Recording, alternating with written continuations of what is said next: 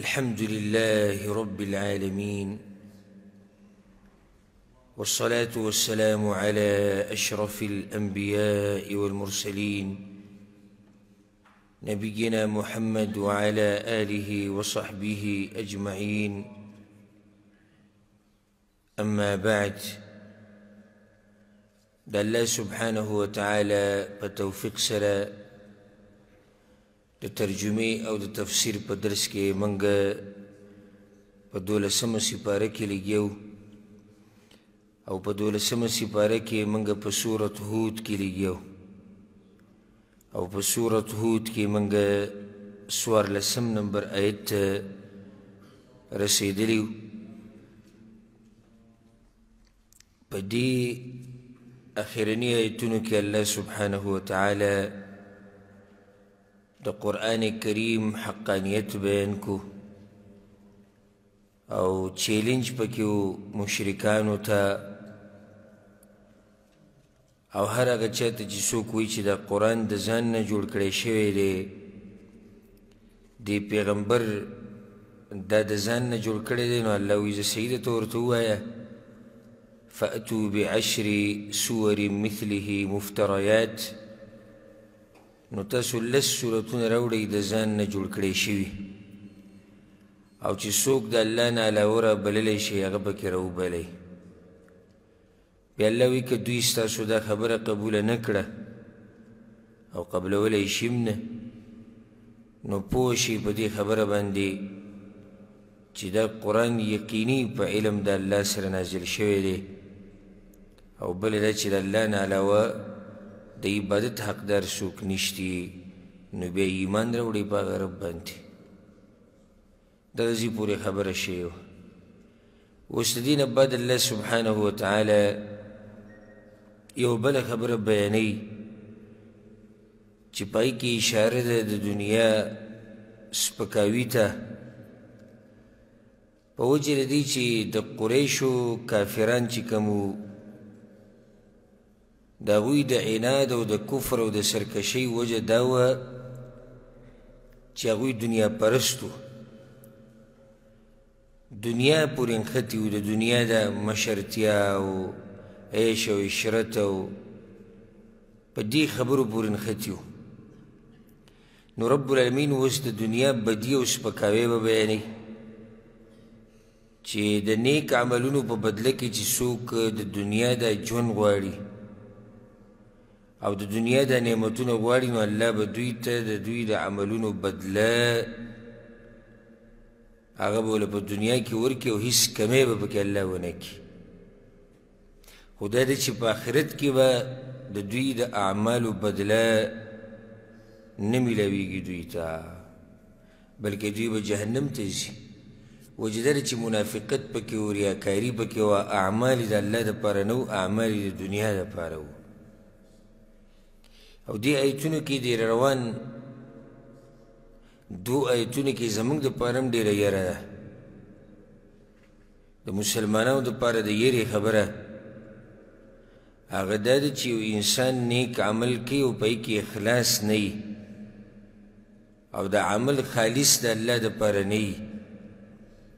نو په آخرت کې په دې عمل باندې اجر نه میلاویږي. دې سړي ته کیدی شي چې بدله د ده د عمل که ښه عمل یې کړی نو هغه به ورته په دنیا کې میلاو شي، خو په آخرت کې هېڅ هم نشتي. وجه دا دی چې عمل د الله دپاره نه دی. نو الله وایي په دې 15 نمبر آیت کې اعوذ بالله من الشیطان الرجیم بسم الله الرحمن الرحیم من كان يريد الحياة الدنيا وزينتها، څوک چې غواړي په خپل عمل سره ژوند دنیوي او ډول د هغې، څوک چې عمل کوي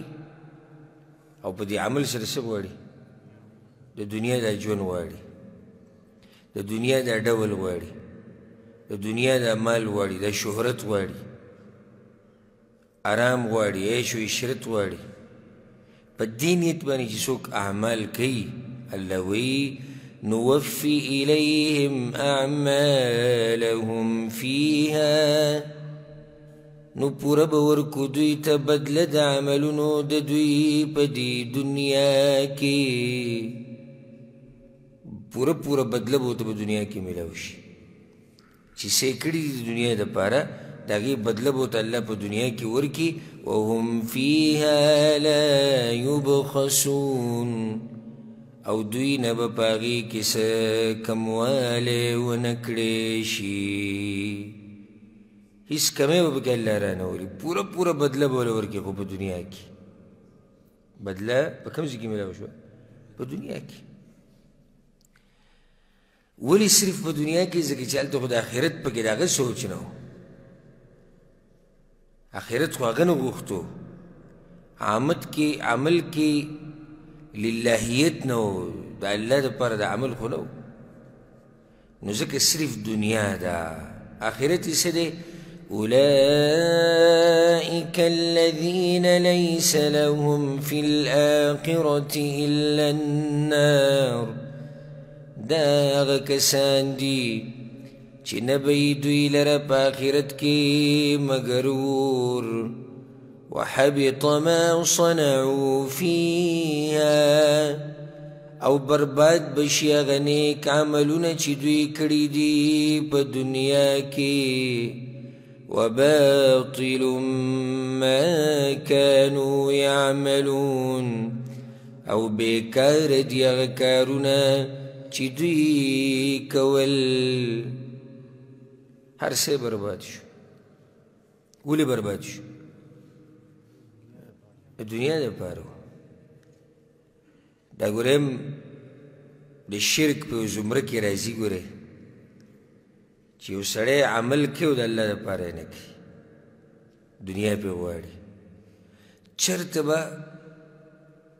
به په نیک عمل سره ابتدایي نیت ده او بنیادي نیت ده نه ساتي چې یاره په دې سره به الله ماله دنیا راکوي. ها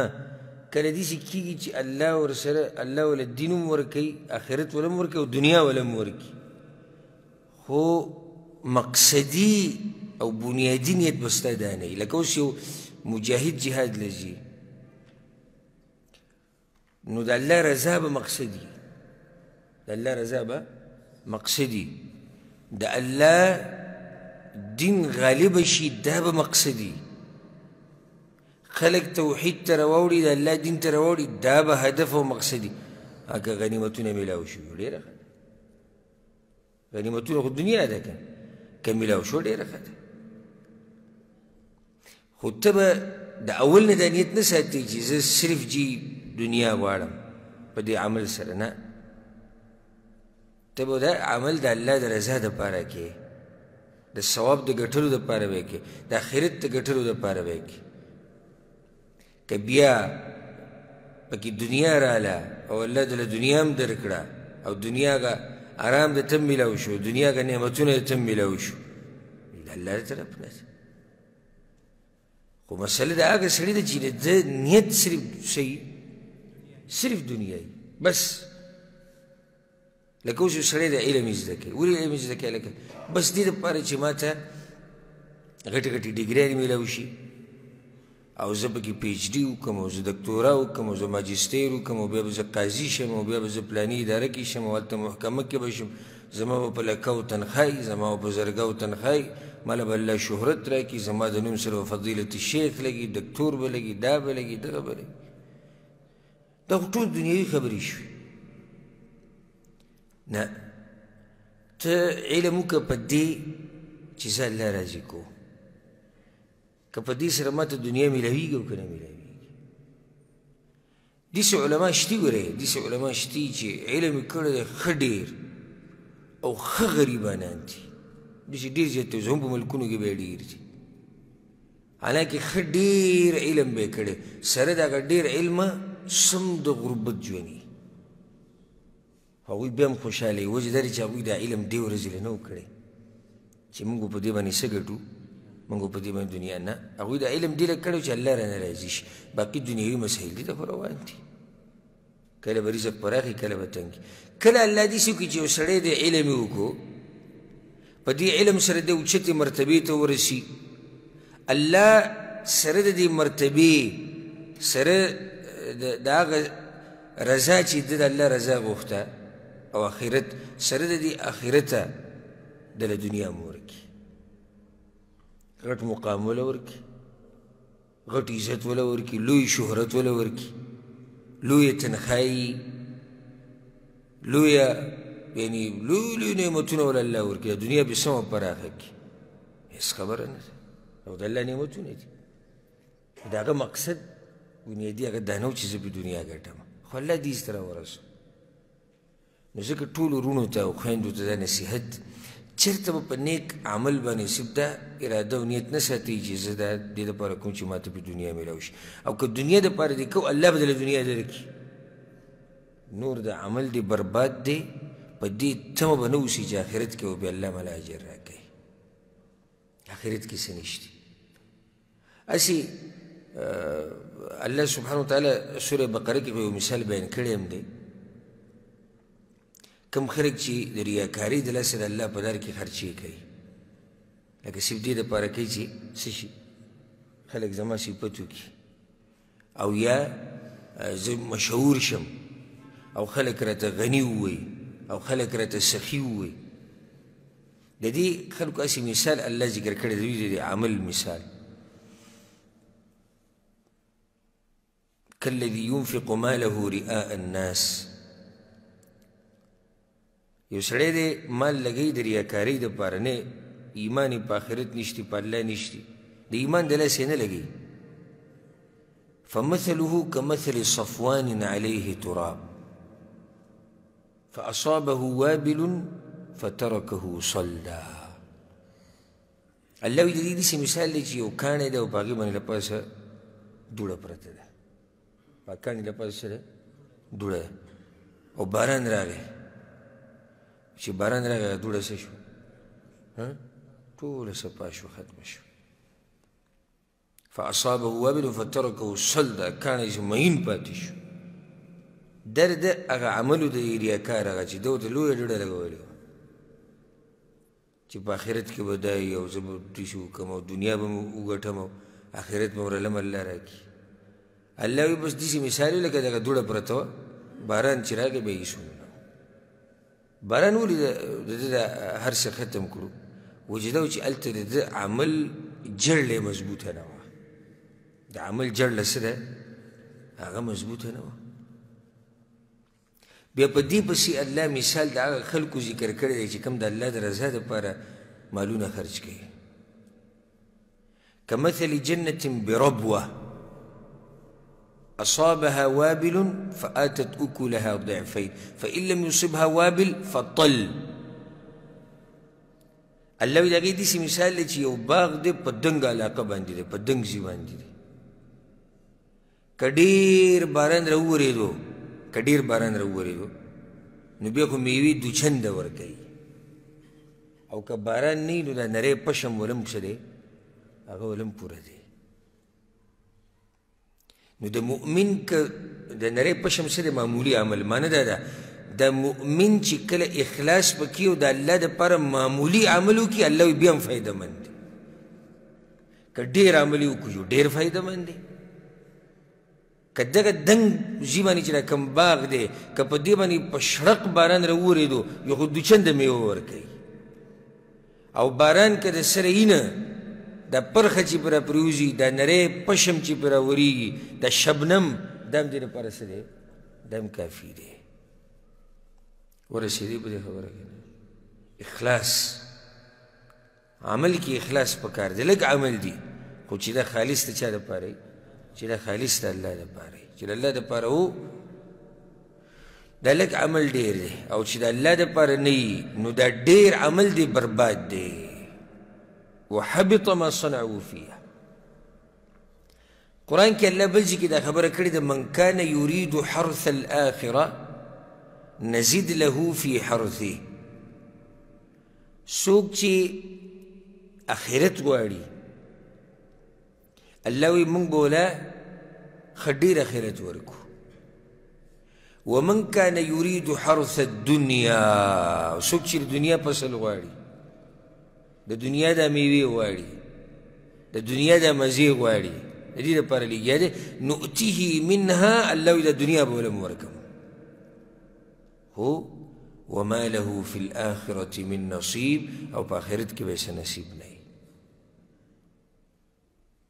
یو سړی ځان ستړی کړي او ستړی کړي او په آخرت کې بیا هېڅ هم نشته هر څه خیالي پراته دي حالانکې د ډډه لګولې ده چې وایي ما دا کړي ما دا کړي هېڅ هم وحبط ما صنعوا فيها وباطل ما كانوا يعملون څه چې کړي دي هغه برباد او څه چې کړي دي هغه بېکاره ولې ځکه چې نیت نه و بنیاد نه و نو د خپلو اعمالو دپاره بنیاد برابر ساتئ همیشه دا نیت چې د عمل د چا دپاره دی د الله دپاره دی او الله به دله ګورې دا یاده کړه چې د الله دپاره دی عمل کو د آخرت دپاره الله به دله آخرت هم درکړي او الله به دله دنیا هم درکړي دواړه به دله الله درکړي او چې صرف د دنیا دپاره لګیا وي نو صحیح د دنیا به دله الله درکړي خو هغه ابدي ژوند هغه لوی ژوند هغه تلي د اعمالو او هغه هر څه د آخرت هغه ټول دنه لاړو ختم شو نو په دې باندې څه کې مقصدي ژوند خو زموږ هغه دی اخرنی دا خو نه دی دا اولنی ژوند چې کوم دی دا د دنیا ده دا خو یو څو کاله دی زه په دې کې سخته مونږ تېره کړه په دې کې مونږ سخته تېره کړه هم څه خبره نه خو چې یو سړی د آخرت هغه ژوند یې تباه و برباد شي او هغه ژوند به په سختو کې شي نو دا څومره بدبخته سړی دی نو الله دې زموږ په عملونو کې اخلاص پیدا کړي او زموږ نیک اعمال دی الله ټول د خپل ځان دپاره وګرځوي ځکه به سلف صالحینو د دین مشرانو خپل اعمال پټ ساتل ها اوس بعض اعمال دي داسې دي چې هغه پټ نه ساتلی کېږي خو کوشش به هغوی دا کوي چې خپل اعمال به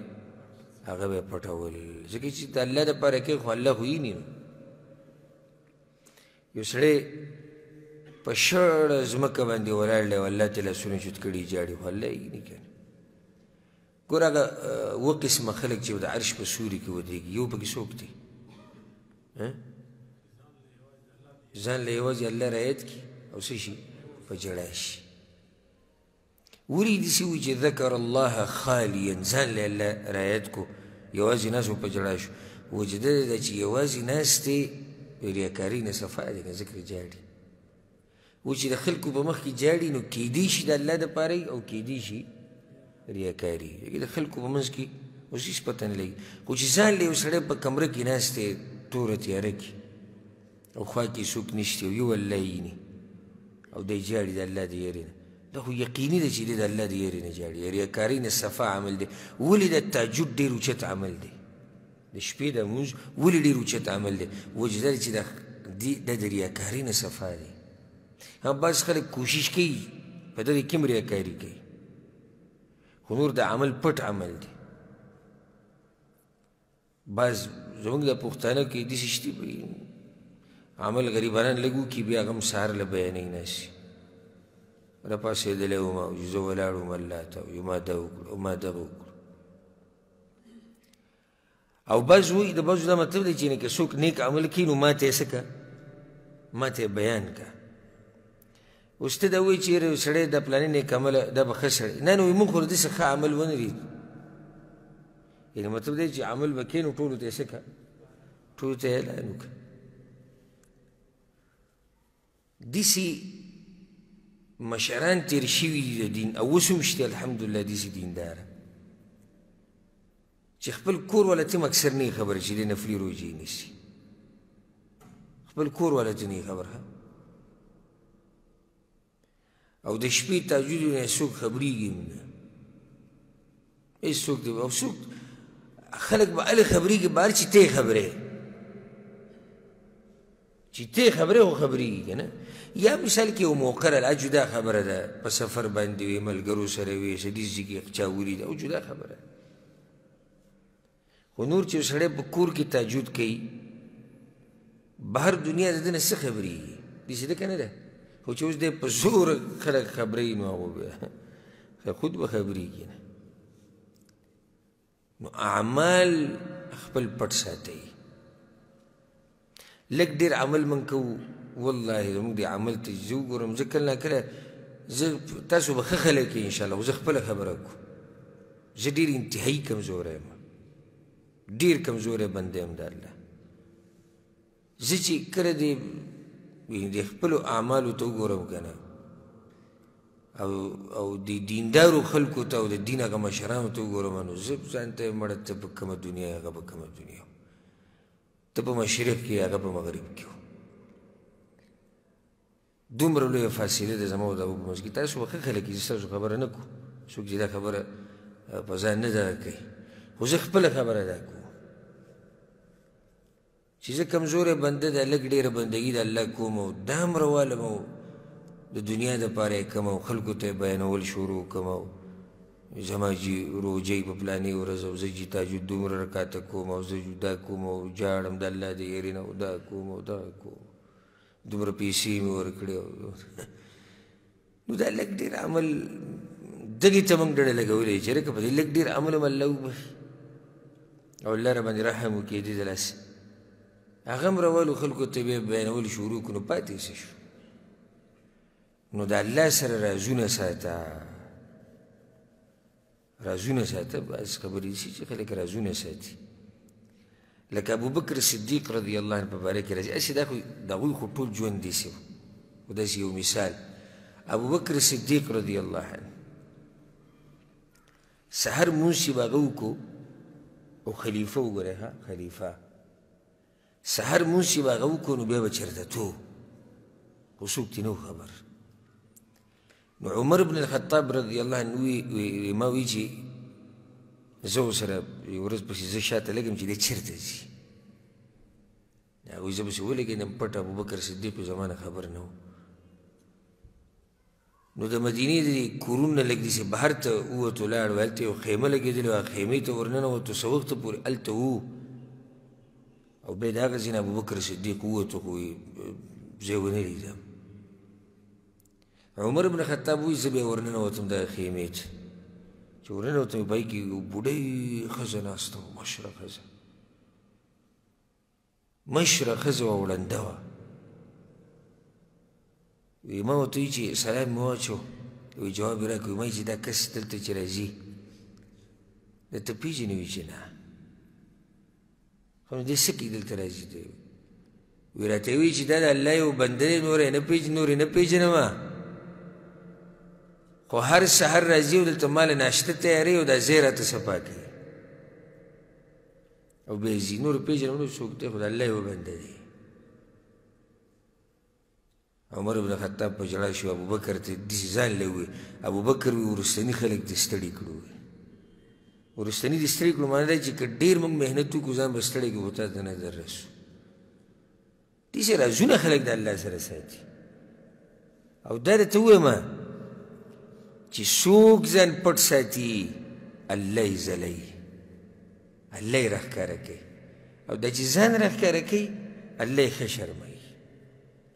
نو ځان به راښکاره کوې نه ځکه حدیث کې راځي چې د الله کوم بنده ډېر خوښي هغه بنده د الله ډېر خوښي العبد التقي الخفي النقي درې صفات راغلي دي ها التقي الخفي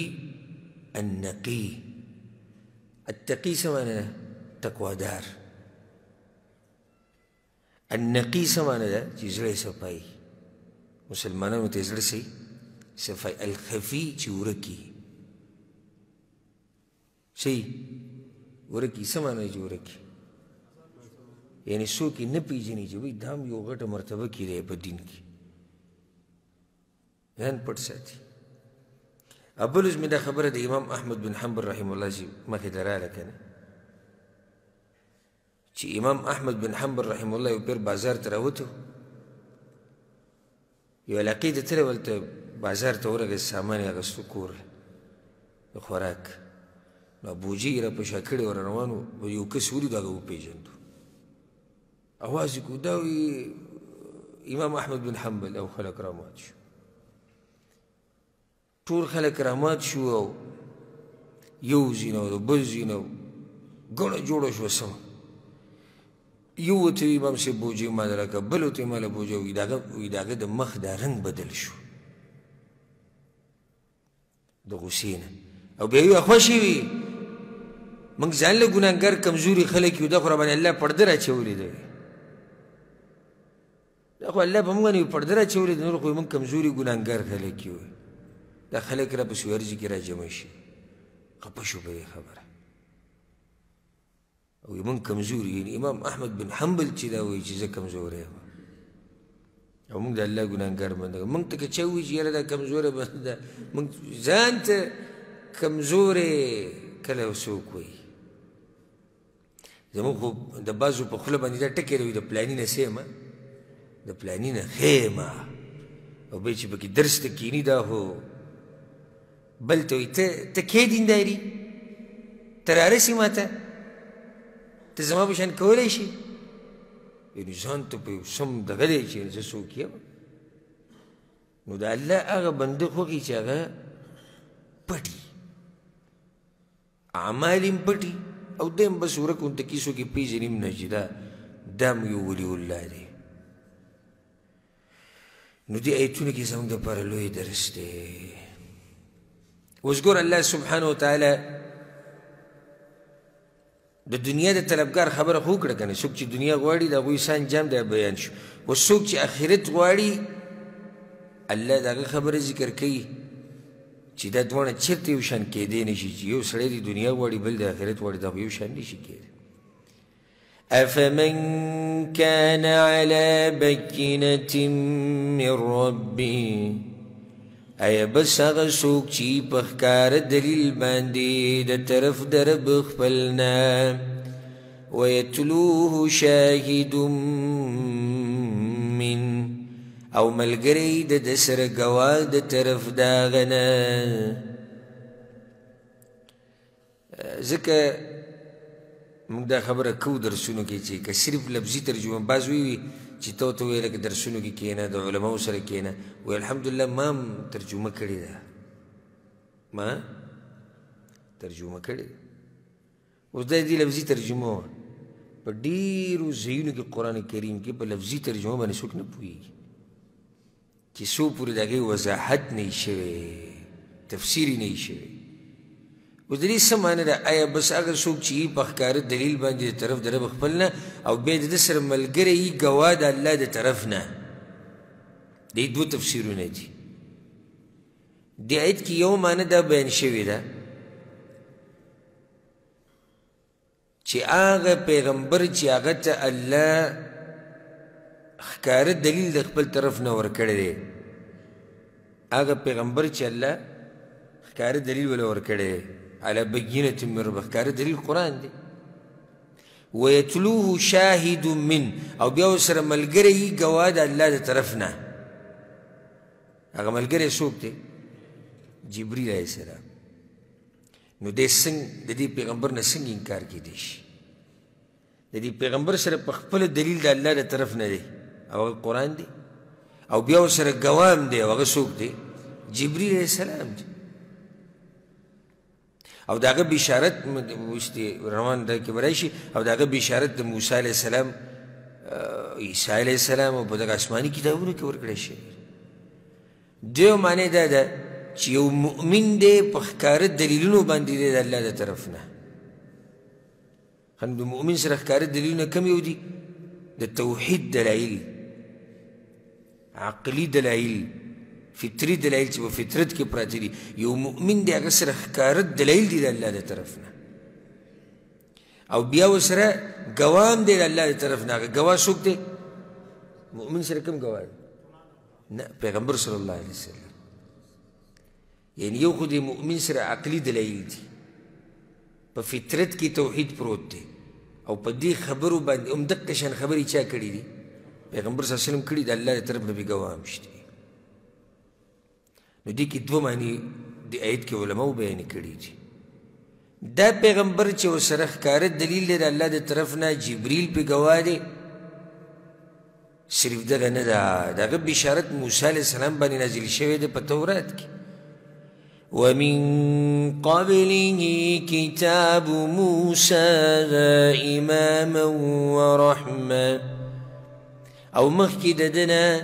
کتاب د موسی علیه السلام دی پیشوا او رحمت دی د موسی علیه السلام کتاب کم یو تورات دلته د تورات ذکر کولو وجه څه ده وجه دغه ده معنی دا اشاره دې ته ده چې په هغه تورات کې هم د دې پیغمبر تذکیره وه او بله ده چې که دوی وایي چې دا کتاب څنګه راوړو د کوم ځای نه راوړو نو داسې خو په موسی علیه السلام باندې هم تورات نازل شوی دی د اولنی پیغمبر دی چې په دې کتاب نازل شوی دی په موسی علیه السلام هم کتاب نازل شوی توراتو چې هغه کتاب رحمتو پیشواو د خلکو دپاره اولئک یؤمنون به دا کسان ایمان لري په دې کتاب اشاره د رښتیني مؤمنانو ته الله وی رښتیني مؤمنان ایمان لري په هغه دین باندې چې الله نازل کړی دی او په هغې باندې مضبوط ولاړ وي په هغه قرآن باندې یا په هغه پیغمبر باندې ومن یکفر به من الاحزاب او چا چې کفر وکړو په دې کتاب د ډلو نه چا چې انکار وکړو د دې قرآن نه یا د دې پیغمبر نه او په دې ایمان رانو ډلو نه د ډلو د کافرانو نه هر ډله چې ده هر څوک چې دی هر کافر چې دی چې په دې قرآن ایمان نه راوړي په دې پیغمبر ایمان نه راوړي فالنار موعدو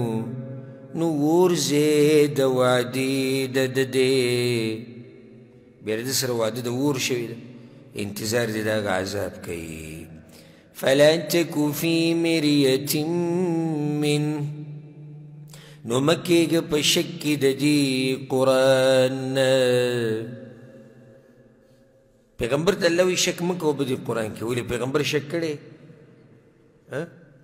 نه دی کړی نو بیا هغه ته ولې وایي چې شک کوه او شک مه کوه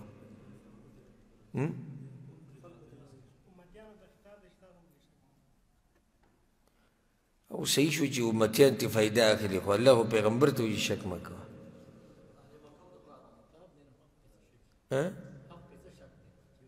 او صحیح شو خو پیغمبر ولې شک کړی دی پیغمبر خو شک نه کوي که نه قرآن کې نو څنګه ورته الله دا وایي نو دې جواب دا دی چې الله ورته وایي چې مضبوط شي په دې خپل حال باندې د دې داسې مثال دی لکه یو سړی دی لمونځ اودس کوي 5 وخته لمونځ اودس او ته ورته لکه ګورې لمونځ اودس پرې نه دي ګورې نو دې دا معنی خو نه دی چې هغه لمونځ اودس پرېږدي معنی دا شوه چې دا کومه طریقه چې دی دا ګوره مضبوطه راونیسه انه الحق من ربک یقینا دا قرآن حق دی د طرف د ربستانه ولكن اکثر الناس لا یؤمنون مگر ډیر د خلکو نه ایمان نه لري ومن أظلم ممن افترى على الله كذبا او څوک دې ډېر لوی ظالم د هغه چا نه چې جوړوي په الله باندې درو اوس دې ځای کې زورنه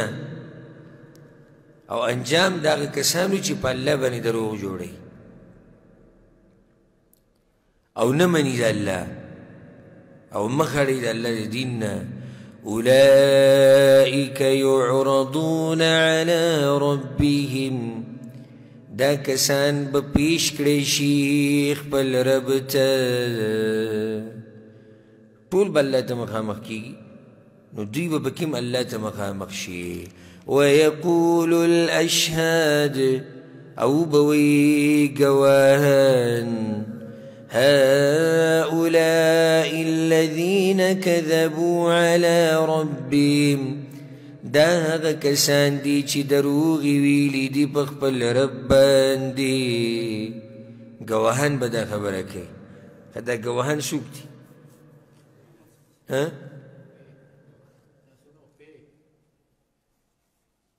نه ملائک پیغمبران علما دا ټول پکې نه راغلو اشهاد ګواهان به دا خبره کوي چې او یا الله دوی په الله باندې دوی په تاسو باندې دروغ جوړ کړي یا الله دوی په تا دروغ جوړ کړي یا الله دوی دین ته دروغو نسبت کړی دی دوی دا کړي دوی دا کړي دا ګواهي به ملایکو هم ورکوي پیغمبران به هم ورکوي علما به هم ورکوي ألا لعنة الله على الظالمين خبردار لعنت د الله دی په ظالمانو باندې ظالمان چې الله دین نه منلی ټول لوی ظالمان دي او بیا نور خلک هم د الله د دین نه اړول دوی لوی ظالمان شدي الذين يصدون عن سبيل الله هغه کسان دي چې منع کوي خلک د لارې د الله نه ده ويبغونها عوجا او لټوي په هغې کې کوږوالی د الله په دې دین کې کوږوالی لټوي کوشش یې دقه دی چې په څه طریقه باندې دا خلک د نیغې لارې نه واړو او کږې لارې ته یې کړو په څه طریقه باندې په خپل خلکو باندې دا دین ګډوډ کړو وهم بالآخرة هم كافرون او دوی په آخرت باندې هم دوی کافران دي ګوره دا خلک انجام یې واوره چې دوی ګوره د الله د عذاب نه نشي خلاصېدی او نه دوی د الله د رانیوونه بچ کیدی شي أولئك لم يكونوا معجزين في الأرض دا کسان ندی عجز کونکی اللہ لر پزمکه کی چې وتښتید دوی د الله نه نشي تښتېدی یو ځای کې دوی د الله نه نشي پټېدی او نه الله عجز لري د دې نه چې دوی راګیر کړي د وتو لار خو نشته او ملګري هم نشته چې بچي کړي صحیح ده دوی په خپله نشي بچ کړی یو سړی به چې ملګري به یې بچ کړي نه نه الله وایي وما كان لهم من دون الله من أولياء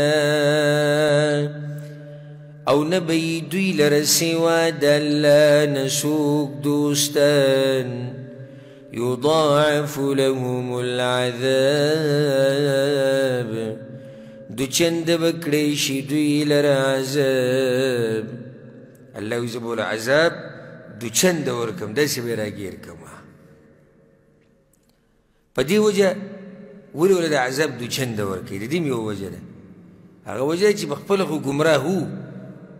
یو سڑے بخپل گمراه دی دتا با عذاب ملاوی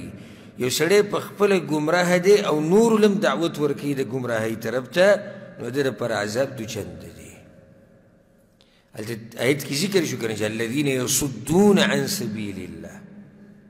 دکو پخپل دا اللہ دا لاری نا اوڑیدلی او دا اللہ دا لاری نا گمراه شوی دی خو بیا لگیا دی نور دا اللہ دا لاری نا آڑی ویبغونها عوجا و پایی کی کوگوالی لٹی نو ذکر اللہ ویزا بدوی لعذابم دو چند ورکوم ما كانوا يستطيعون السمع وما كانوا يبصرون دوی طاقت نلرو داوریدو او دوی نلیدو حق دنیا کی نه دوی دا حق داوریدو طاقت لرو او نه دا حق دلیدو طاقت لرو معنی دی دا نه چې دوی دنیا کی غوږونه کار نه کو یا سترګو کار نه کو غوږونه ښه کار کو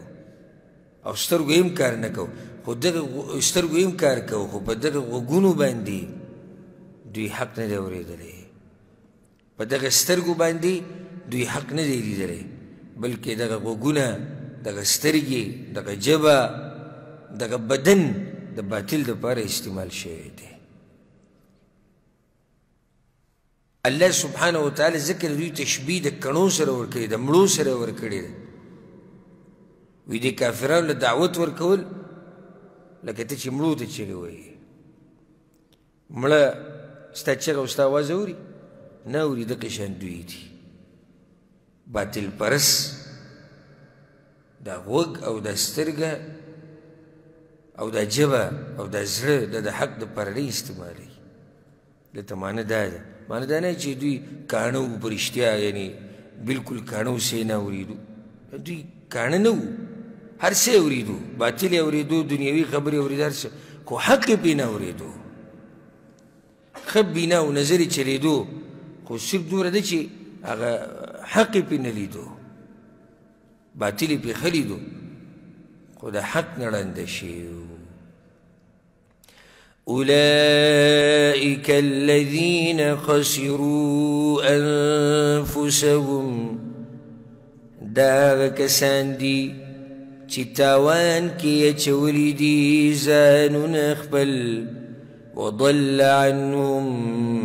ما كانوا يفترون، او ورک شو د دوی نه هغه دروغ چې دوی به جوړول. کله چې د الله عذاب راشي یا د قیامت پر ورځ دوی جهنم ته واچولی شي، نو هغه ټولې خبرې چې دوی به په دنیا کې جوړولې هغه به ته څه شي؟ هغه به ترې ورکې شي. ټول چې زموږ مشران به سپارش کوي او موږ به لکه څنګه چې به یهودو وی موږ به جهنم ته یو څو ورځو له ځو، بیا به جنت ته راځو، او څه دروغ دوی جوړ کړي، هغه ټول دروغ الله وایي د دوی نه به ورک شي. پای کې به یو خبر هم رښتینی نه وي، یو خبر به هم داسې ونه شي لکه څنګه چې دوی وي. لا جرم أنهم في الآخرة هم الأخسرون، خامخا دوی به په آخرت کې هم دوی تاوانیاني. دا انجام د هغه کسانو چې په الله باندې دروغ جوړول، د کافرانو انجامو، د مشرکانو انجام. اوس د ایمان والو حال واوره، د ایمان والو حال چې هغوی د سترګو نه، د غوږونو نه، د ژبې نه، د زړه نه او د دې بدن نه یې فایده اخیستې ده، دا هر څه د حق دپاره استعمال کړي دي. إن الذين آمنوا وعملوا الصالحات، یقینا هغه کسان چې ایمان یې راوړی دی او عملونه یې کړي دي نیک. وأخبتوا إلى ربهم، او ډېر عاجزي کړې ده خپل رب ته. اخبات معنی ده د الله ته ډېر عاجزي کول. نو په دوی کې دا صفت دی چې ایمان یې په الله راوړی، توحید یې مضبوط دی، عمل یې د پیغمبر په طریقه دی، او الله ته یې سخت عاجزي کړې ده. أولئك أصحاب الجنة، دا کسان جنت والدی، هم فيها خالدون، دوی به په هغې کې همیشئ. اوس الله سبحانه وتعالی د مشرکانو او د ایمان والو فرق بیانوي. سبحان الله. ګوره ته مثل الفریقین، مثال د دوانو ډلو. دوانې ډلې کومې وي؟ مشرکان او مؤمنان، کافران او مؤمنان. د الله چې منلي ده او د الله چې نه ده منلي. د الله په پیغمبر چې ایمان راوړی ده او ایمان یې نه راوړی. د دې دوانو ډلو مثال څنګه دی؟ كالأعمى والأصم والبصير والسميع، پشان دړونو د کون او د لیدونکي او اوریدونکي دی. دا دوی مثال. كالأعمى، اعمى ړوند ته وایي. نو بل طرف ته د مقابله کې البصیر دی، لیدونکی دی. اصم کون دی، په مقابله کې اوریدونکی دی. یو سړی دی الله ولا بصیرت ورکړی، بصیرت په نیغه لار روان دی وحي ورسره ده په پیغمبر ایمان راوړی دی هر څه ورته رڼا دي او بل طرف ته یو سړی ړوند ولاړ دی کالاعما په تورو تیارو کې دی هېڅ ورسره نشتي وحي نشتي حق نشتي دلایل نشتي معجزې نشتي هېڅ هم نشتي او بیا یو دی اورېدونکی او هغه بل دی کون هل یستویان مثلا آیا برابر دي دا دواړه په مثال کې د یو شان دي نه دي یو شان نو ځکه الله وایي افلا تذکرون ای نو نصیحت نه اخلئ تاسو بیا ولې نه پوهېږئ په دې خبره لکه څنګه چې الله بل ځای کې وایي د قرآن وما يستوي الأعمى والبصير ندے برابر ړوند او لیدونکی ولا الظلمات ولا النور او نه تیاره او رڼا یو شان ده ولا الظل ولا الحرور او نه سوری او ګرمي یو شان ده وما يستوي الأحياء ولا الأموات او نه مړي او ژوندي یو شان دي فرق د مؤمن او د مشرک په منځ کې د موحد او د مشرک په منځ کې د کافر او د مسلمان په منځ کې دومره دي یو طرف ته بینا دی بل طرف ته نابینا دی یو طرف ته کون دی او بل طرف ته اورېدونکی دی یو طرف ته تیاره ده بل طرف ته رڼا ده یو ته شپه ده بل ته ورځ ده یو طرف ته مړی دی بل طرف ته ژوندی دی هل یستویانې مثلا دا یو شان کیدی شي نشي کیدی یو شان دې کې دا فایده م راووته چې انسان ته حقیقي ژوند هغه په دین کې میلاویږي صحیح ژوند هغه په دین کې دی چې زړه ته ژوند میلاو شي که نه هغه ژوند چې تاله فایده درکړي هغه د الله په دین کې دی او چې دا دین د سر نه و که نه نو بیا ته مړې اگر که خلک وایي دا ژوندی دی خو هغه دین د سر نشي چې په هغې سره د زړه د انسان ژوند دی نو دې آیت کې الله واضح فرق بیان کړی بیا په دې روان آیتونو کې الله سبحانه وتعالی د 15 پیغمبرانو واقعات راوړي دي او د هغوی د قومونو قصې تفصیلي قصې الله بیان کړي دي مقصد د دې 15 پیغمبرانو د واقعاتو هغه د ذکر کولو هغه دا دی چې یو خو مشرکانو ته دعوت الله اوس په بله طریقه ورکوي الله رب العزت د دعوت ته طریقې بدلی را بدلی او دا د الله سبحانه وتعالی مهرباني ده غواړي دا چې په یو طریقه باندې د مخلوق د دعوت څه کي قبول کړي اوس که داسې د مشرکانو قبول نه کړو نو راشه اوس په بله طریقه باندې الله یروي چې وګوره دې قومونو ته دا تباه شوي دي ګوره په تاسو باندې هم عذاب راشي دا حق ولې نه قبلوئ بل مقصد پکې دا دی ټولو ته الله دا وایي چې چا دا حق ونه منو چا دا دین ونه منو چا دا کتاب ونه منو چا دا پیغمبر ونه منو انجام به یې داسې لکه څنګه چې د دې قومونو دغه شان په دې کې مقصد دا هم دی پیغمبر ته تسلي ورکول چې ای پیغمبره ته په دې لاره یوازې نه یې چې تا پورې خلک خاندي او تا پورې ټوغې کوي او تا پورې سخریه کوي استهزا کوي ته یوازې نه یې بلکې نور پیغمبران هم تیر شوي دي بل پیغمبر ته زیری ورکول دي چې اخرنی انجام هم ستا دی اخرنی ګټه هم ستا ده لکه څنګه چې دې قومونو ته وګوره اخرنی ګټه پکې د مؤمنانو وه نو اولنی واقع د نوح علیه السلام راوړی ده وجه دا ده چې نوح علیه السلام اولنی پیغمبر دی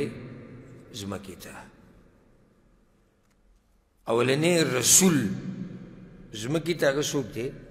هغه نوح علیه السلام آدم علیه السلام نبی و آدم علیه السلام نبی و او نوح علیه السلام اولنی رسول دی ځمکې ته کله الله راولېږو دا خلک په توحید باندې و آدم علیه السلام نه بعد دا خلک ټول په توحید باندې و خو چې کله شیطان د نوح علیه السلام دا قوم شرک ته راواچو لکه څنګه چې عبدالله بن عباس رضی الله عنهما اوږد روایت دی چې هغه دوکه کړو ورو دوی په شرک کې ور واچول نوح علیه السلام دا قوم چې کله شرک پکې پیدا شو رب العالمین ورته نوح علیه السلام راولېږو نو الله وایي ولقد أرسلنا نوحا إلى قومه أو يقينا لقلوا من نوح عليه السلام قوم داغتا إني لكم نذير مبين وياغا يقينا زتاسو لرا يردر كون كيخ كار يمد قوم تدوي ويقول تاسو لرا لا ترفنا يردر كوم ألا تعبدوا إلا الله چې مکوي بندگی سوا د الله نه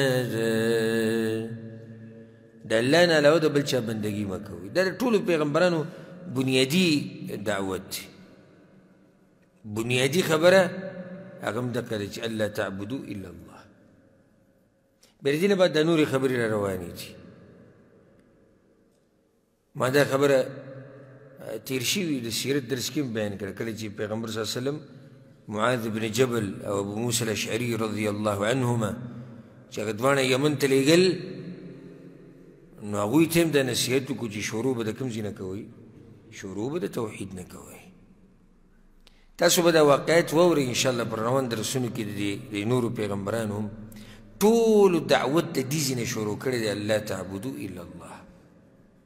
چې بندگی به نه کوئ مګر دی و الله وجه دا ده چې د دې مسلې نه بغیر او د دې نه علاوه که ته دا وایي چې دا مسله در کومه نو ستا یوه مسله هم الله نه قبلوي ځکه دا بنیادي خبره ده اول بنیاد جوړ کړه و چې ته بلډینګ جوړې دیوالونه دې لانې دي ودرولې او کړکۍ لګوې کړکۍ لګي بغیر دیوال نه اول به دیوال جوړ کړي چې دیوال دې جوړ کړو بیا به یې کړکۍ لګوه نو توحید مثال دیوال دی نور عمل لکه کړکۍ یا چوکاټ جوړه هر شی چې جوړه اول به د دیوال ووایي نو اول توحید دی بیا د نورې مسلې بیانوه منځ روژه زکات حج جهاد علم طلب کول او هر قسم عبادت چې دی خو د هغې نه مخکې به د خلکو ته د عقیدې درس کوي او سخت ضرورت دی ورب الکعبه د عقیدې درسونو ته انتهایي ضرورت دی د عقیدې درسونو ته زموږ د ملکونو ته چې وګورو هلته د حالاتو ته وګورو نو ډېر کمی دی علماو ډېره کوتاهي کړې ده په دغه باب کې اکثرو علماو د توحید عقیدې صحیح نه ده بیان کړې څنګه چې د هغې حق دی او دا مو وایي چې په توحید پوهېږم موږ سره ډېر ملګري کېناستو به د توحید د درسونه به اورېدو اوس یې تپوس وکړه هغوی دا مسلې موږ اول پرې واورېدې دم به دا ویلي چې زه په توحید پوهېږم دم هم دا ویلي چې بل چیز نه زما عقیده بلکل صفا ده نو ډېر سخت ضرورت دی د توحید درسونو ته او د عقیدې بیان ته إني أخاف عليكم عذاب يوم أليم يقينا زيريغم پتاسو دا عذاب دورزي دردناکی ناده گور دا پیغمبران ځکه حدیث کې راځي چې پیغمبر د امت دپاره داسې لکه پلار یریږي په دې امت باندې چې عذاب پرې رانشي څومره ښه خلک دي او بیا د دوی په نقش قدم روان علما یو عالم لګیا دی درس کوي د څه دپاره یې کوي و چې دا خلک د جهنم نه بچ شي تاسو ده پوښتنه چې درونه اوچت سړی لیدلی نه اکثر د پلار سره هم دا سوچ نه چې زما د زوی د جهنم نه بچ شي